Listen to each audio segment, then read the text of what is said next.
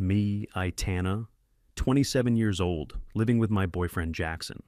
We've been together for about 3 years, living in the same apartment for 2. It's a decent place. Not huge, but it's in a good part of the city. I handle the aesthetics, the vibe.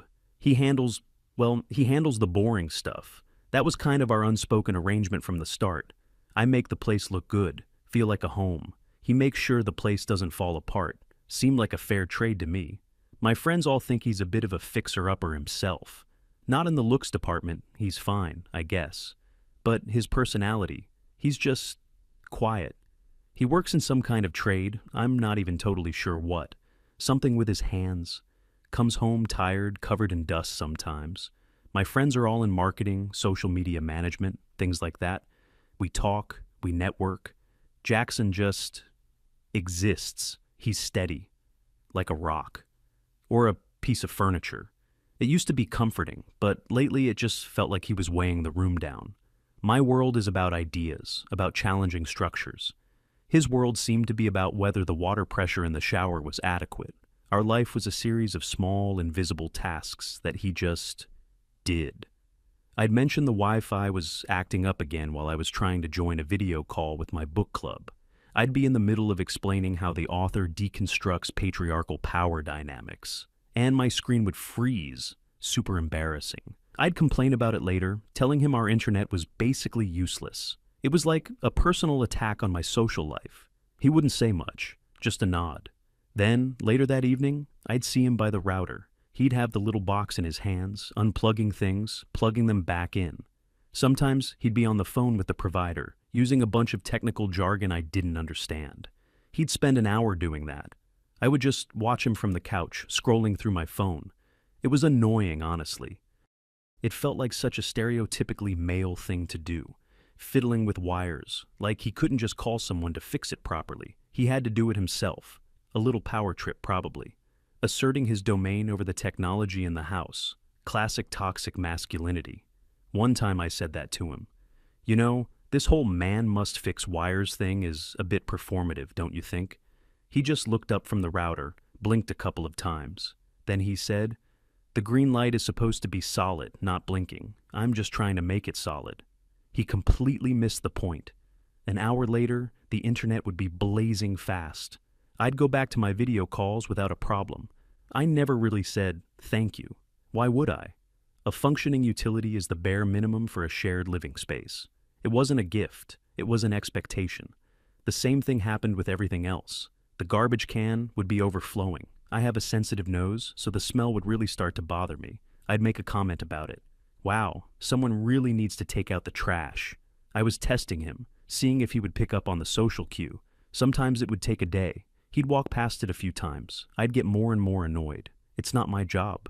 I do the emotional labor in this relationship. I manage our social calendar. I remember birthdays. Taking out a bag of garbage is a simple physical task. Finally, I'd see him tying up the bag and taking it out. No fanfare, no complaining. He'd just do it. And a small part of me would feel this weird mix of relief and resentment. Relieved that the task was done, but resentful that I even had to notice it in the first place. He should have just known. Weaponized incompetence, my friends called it. Pretending you don't see the mess until the woman has to point it out. It felt exactly like that. Finances were another sore spot. He made more money than me, significantly more. When we first moved in together, we had a conversation about splitting the bills. He suggested a 70-30 split on the rent, since that was proportional to our incomes. He also offered to cover all the utilities: water, electricity, internet. At the time, I thought it was a pretty good deal.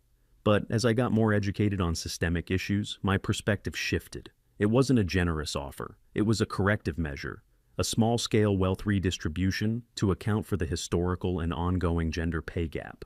He was just doing what was fair on a societal level, so I never felt like I owed him anything for it. In fact, sometimes I felt like he should be doing more. He'd talk about saving for a house one day. I'd just laugh. The idea of tying myself to a mortgage with someone so traditional, it was suffocating. I'd tell him my money was for experiences, for travel, for me. He'd just nod and go back to his spreadsheet, tracking every penny. My car was another thing. It was an older model, a hand-me-down from my parents. Things were always going wrong with it. A weird rattling sound. A light on the dashboard I didn't recognize. I'd mention it to him over dinner. My car is making that noise again. It's so annoying. I'm probably going to have to spend a fortune at the mechanic. I was venting. I wanted sympathy. The next morning, I'd wake up and my car keys would be gone from the hook by the door. I'd start to panic a little, thinking they were lost. Then, I'd see a note on the counter. Took your car to get the oil changed and check that noise. Be back soon. Jay. He'd come back a few hours later and the car would be fine. The noise would be gone. The mystery light on the dashboard would be off.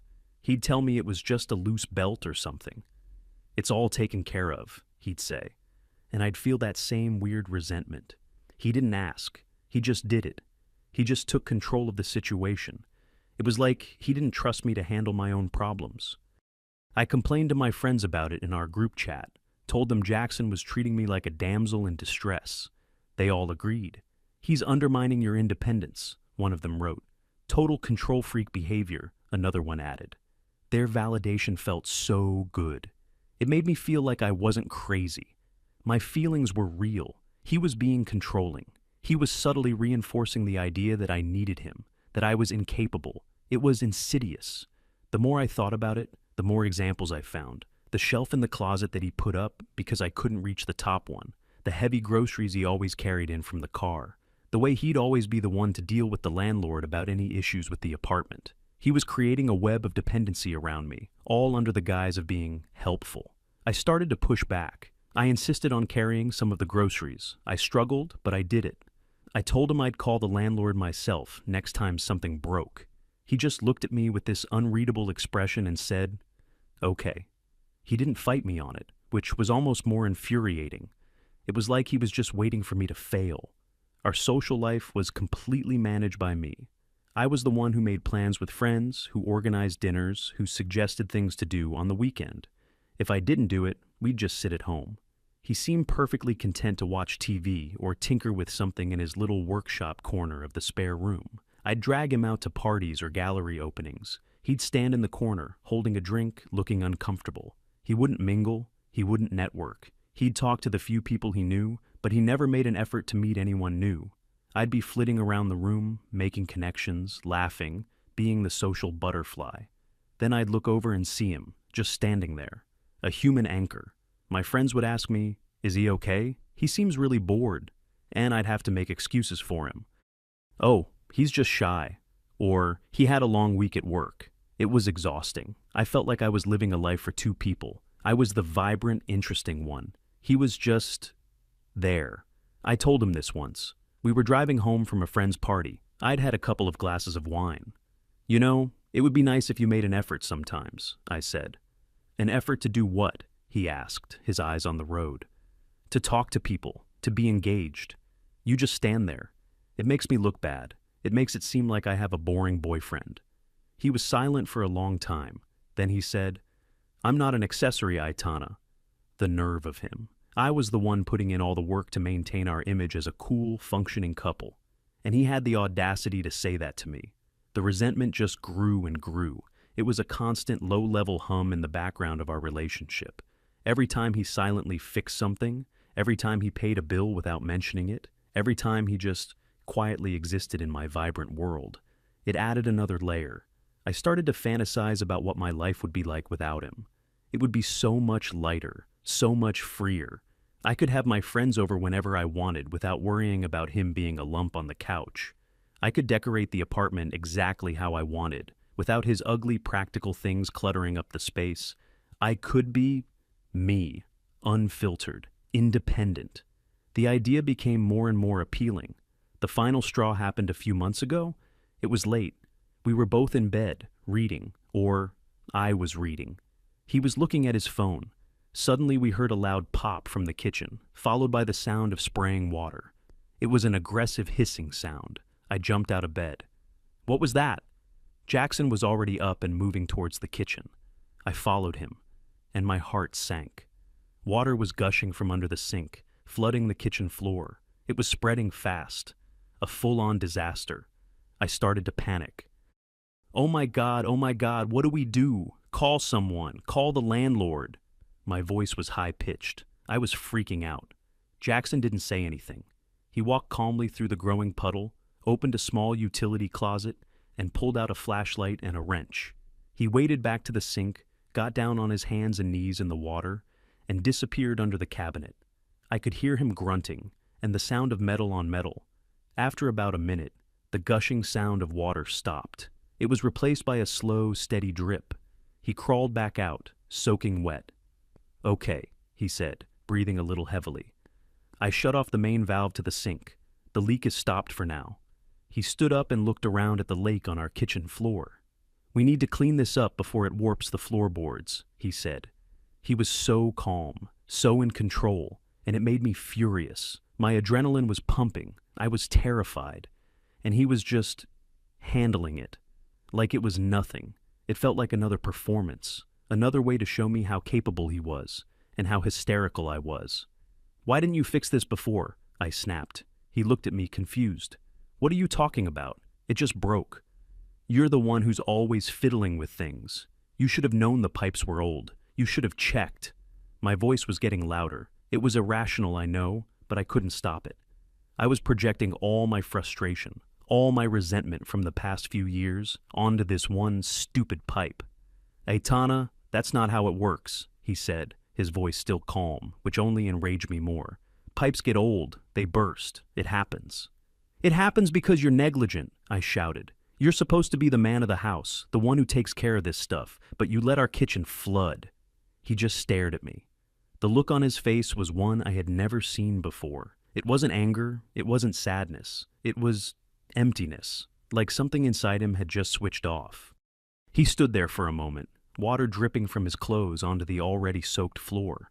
Then I said it, the words that had been bubbling under the surface for months, the words that I thought would finally set me free. "You know what? Don't even bother cleaning this up." I gestured around at the mess, at him, at everything. "I can handle it myself. I am a strong, independent woman. I don't need a man to solve my problems for me." The words hung in the air between us, echoing in the quiet kitchen, punctuated only by the slow drip, drip, drip from under the sink. I expected him to argue. I expected him to apologize. I expected him to get defensive. I expected him to do something. He did nothing. He just stood there, looking at me. His face was a complete blank. He let out a very slow breath. And then he said, with a quiet finality that chilled me to the bone, "You're right." That was it. Just 2 words. He turned around, walked out of the kitchen, his wet footprints trailing behind him on the dry floor of the hallway. I heard him go into the bedroom. I stood there, stunned, in the middle of the flooded kitchen. This wasn't how it was supposed to go. He was supposed to see how strong I was, and realize he needed to step up his game. He was supposed to recognize my power. A few minutes later, he walked back past the kitchen doorway, holding his gym bag and a backpack. They were full. He didn't look at me. He just walked to the front door, put on his shoes, and picked up his keys from the hook. The same hook where my car keys used to hang before he'd take them to fix my problems.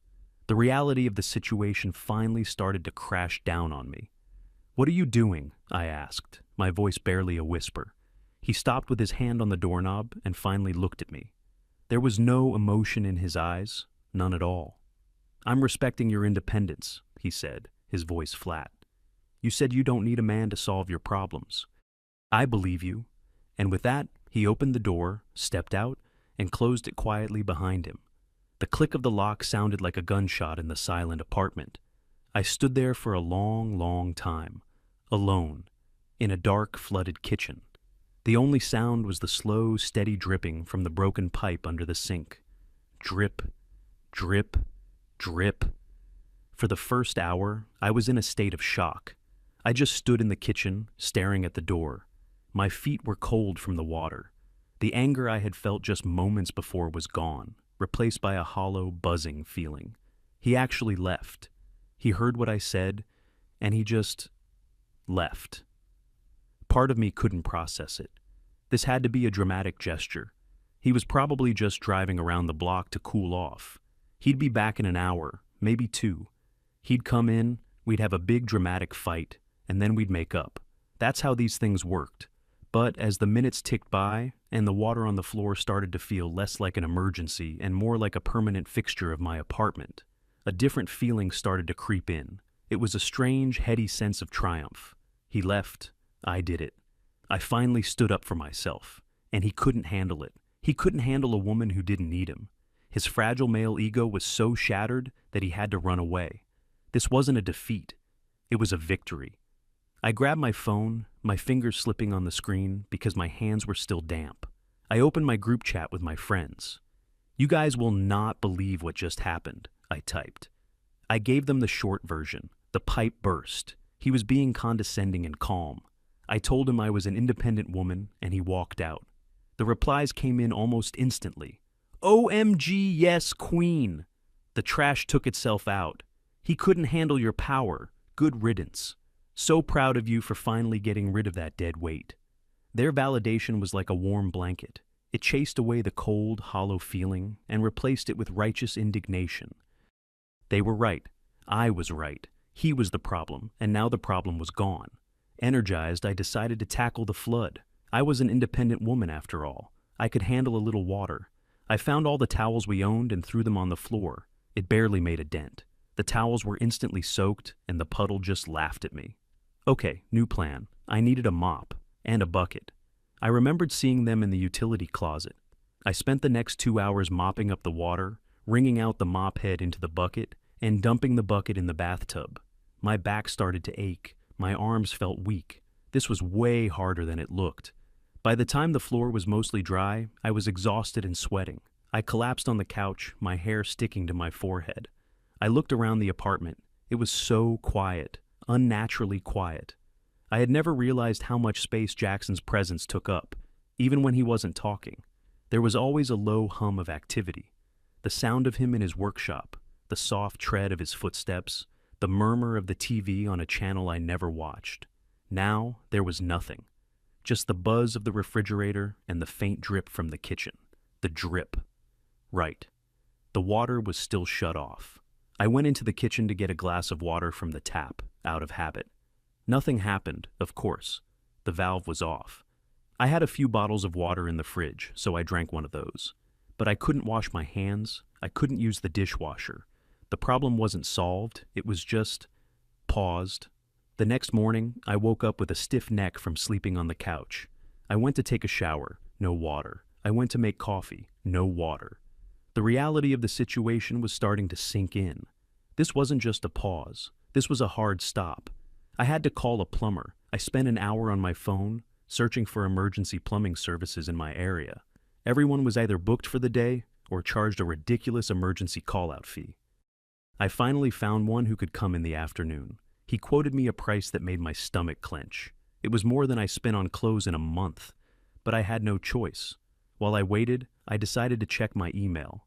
My laptop wouldn't connect to the internet. The router was blinking again, that stupid mocking little green light. I tried unplugging it and plugging it back in, like I'd seen Jackson do 100 times. Nothing. I tried resetting it. Nothing. I was completely cut off. I had to use the data on my phone, which was already running low for the month. The plumber finally arrived. He was a big, gruff man who looked at the situation under my sink with a sigh.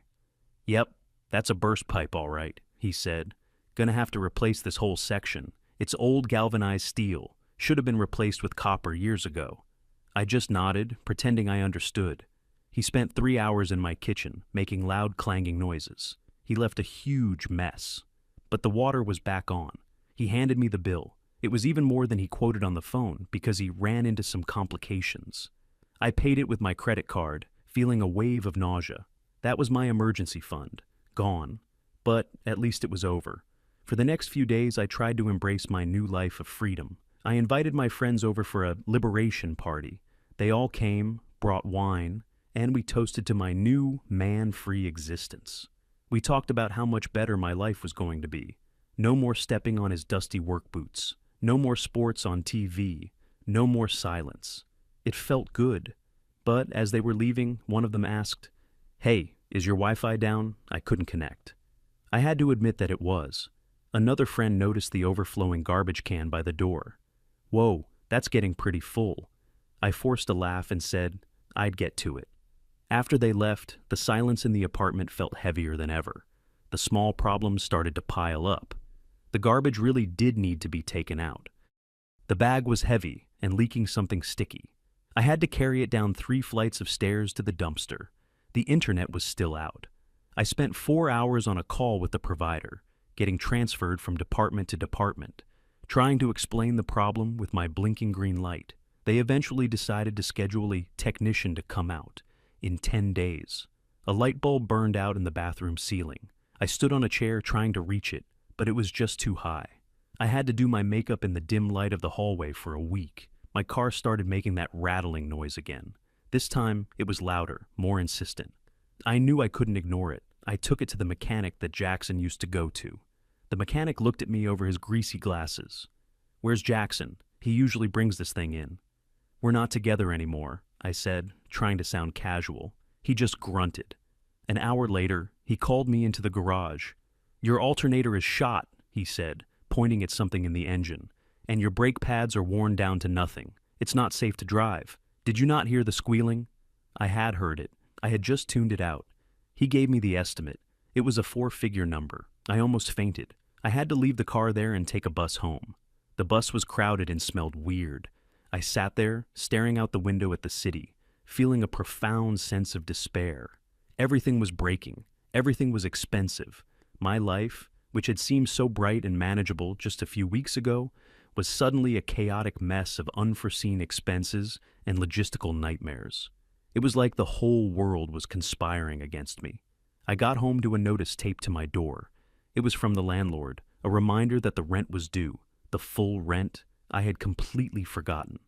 The portion that Jackson used to pay automatically from his account wasn't going to be there this month. I looked at my bank account on my phone. After the plumber and the car repairs, I didn't have enough. Not even close. The panic that had been simmering under the surface for weeks finally boiled over. I couldn't do this. I couldn't do this alone. My carefully constructed world of independence was a house of cards, and it was collapsing all around me. All those little things that Jackson used to do. They weren't little. They were the pillars holding up my entire life. He wasn't a weight, he was the foundation. He wasn't undermining my independence. He was subsidizing it. He was the invisible infrastructure of my comfort, the fast internet, the functioning car, the paid bills, the quiet competence that solved problems before I even fully registered they were problems. I had taken it all for granted. Worse, I had mocked him for it. I had twisted his quiet capability into a character flaw. I called it toxic masculinity, but it was just competence. He wasn't performing manhood. He was just being a responsible adult. And I had chased him away because his responsibility made me feel insecure. I sank to the floor in my hallway, the eviction notice crinkling in my hand. I thought about his face in the kitchen that night, the emptiness in his eyes. It wasn't that he was angry, it was that he was done. He had been carrying so much for so long without a word of thanks, only to be met with my contempt. And he had finally, quietly, decided to put it all down. My strength and independence was a luxury he had afforded me. And now the bill was due. I had to talk to him. I had to make him understand that I saw it now. I pulled out my phone, my hands shaking. I found his contact. His picture was still there.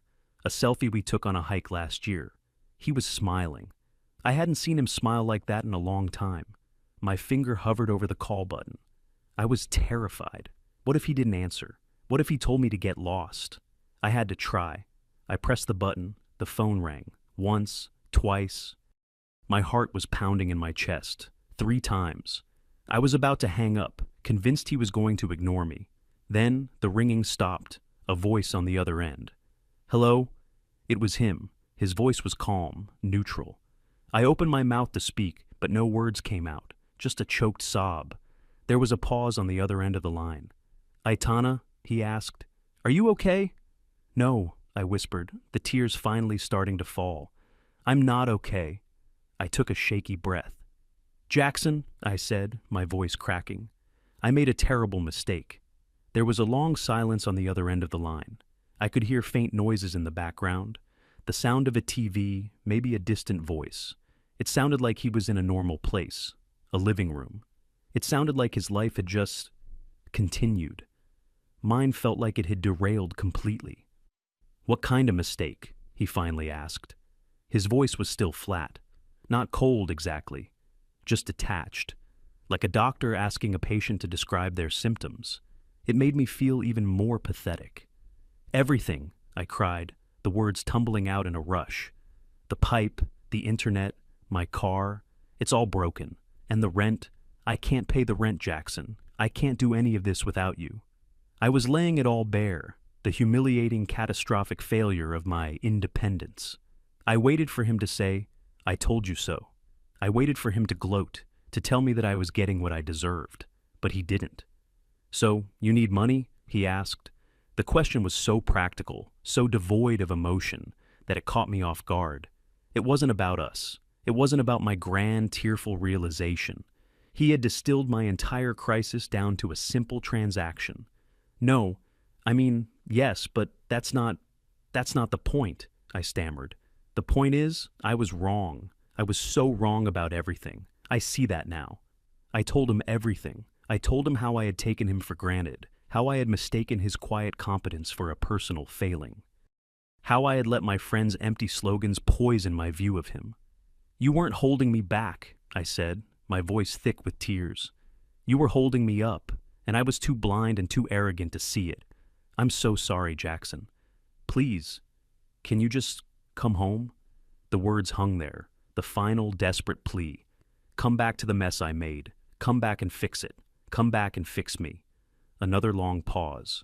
I could hear him take a deep breath. "Tana," he said, and his voice was a little softer now, but still distant. "I hear you, and I appreciate the apology. It means something that you can see that now." A flicker of hope ignited in my chest. He appreciated it. It meant something. Maybe this could be fixed. "But I'm not coming back," he said. The flicker of hope was extinguished as quickly as it had appeared. "What?" I whispered. "I've moved on," he said simply. "I have a new place. My life is calmer now." A new place? The thought had never even occurred to me. In my self-absorbed crisis, I had pictured him sleeping on a friend's couch, waiting for my call. "Yeah," he said. "I'm sharing a place with Mark. You remember Mark from the gym? The rent is cheap. It's smaller, but it's fine. We're going fishing this weekend." He sounded happy. Not ecstatically happy. Just content. Peaceful. A kind of peace I had probably never allowed him to have in our apartment.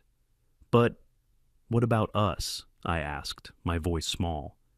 "There is no us anymore," he said, and there was a note of finality in his voice that hadn't been there before. "You made that very clear. You said you didn't need a man, and I realized you were right. You don't need a man. You just needed a handyman, a mechanic, a plumber, an IT guy, a co-signer. You needed a function, not a person, and I'm tired of being a function." Every word was a perfectly aimed dart, puncturing my ego, my self-pity. He wasn't angry. He was just stating the facts. The truth I had finally seen, he had been living with for years. "I'm not going to let you fail," he continued, and my heart leaped again foolishly. "I'll transfer you the money for my half of the rent for this month, and I'll send you the number for a good mechanic who won't rip you off. I'll even email you the instructions for how to properly reboot the router, but that's it." It was a severance package, a clean, final severing of all the practical ties that had bound us together. He was giving me the tools to be independent, for real this time. And then he was letting me go. "Jackson, please," I begged, all pretense of dignity gone. "Don't do this. I love you." The words sounded hollow, even to my own ears. When was the last time I had said that to him and meant it? When was the last time I had done anything to show it? "I know you think you do right now," he said, and his voice was laced with a profound sadness. "But you don't. You love the idea of what I did for you, and I deserve more than that. I need to be with someone who sees me, not just the things I can fix." I couldn't say anything. What was there to say? He was right. He had summed up the entire ugly truth of our relationship in one sentence. "I have to go, Ayatana," he said. "Mark and I are about to watch the game." Just like that. My world-ending emotional breakdown was an interruption to his Tuesday night TV schedule. "Goodbye," he said softly. And he hung up. I sat there, on the floor, holding the dead phone to my ear. It was over, really, truly over. There would be no rescue, no grand reunion. He wasn't coming back.